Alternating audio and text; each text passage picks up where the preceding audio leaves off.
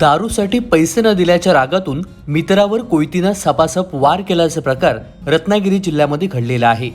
या प्रकरणी एका विरोधात शहर पोलीस ठाण्यामध्ये गुन्हा दाखल करण्यात आलेला आहे। ही घटना सोमवार 25 सप्टेंबर रोजी सायंकाळी 7:30 वाजता कुवारबाव येथे प्रसाद बार समोर घडली। पप्या असं गुन्हा दाखल करण्यात आलेल्या संशयिताचं नाव आहे।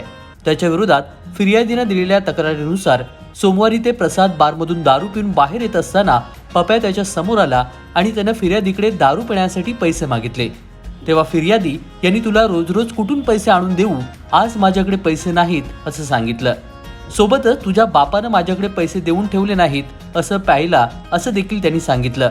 याचा राग आल्यानं पप्यानं बाजूच्या मनी लॉटरीच्या दुकानातून कोयता आणून फिर्यादीच्या डोक्यावर सपासप वार केला। यानंतर दुसरा वार फिर्यादीनं हातानं अडवल्यानं त्याच्या हाताला दुखापत झाली आहे। या प्रकरणी पप्या विरोधात शहर पोलीस ठाण्यामध्ये बहादवी कायदा कलम 324 प्रमाणे गुन्हा दाखल करण्यात आलेला आहे। या प्रकरणी अधिक तपास रत्नागिरी पोलीस करत आहेत।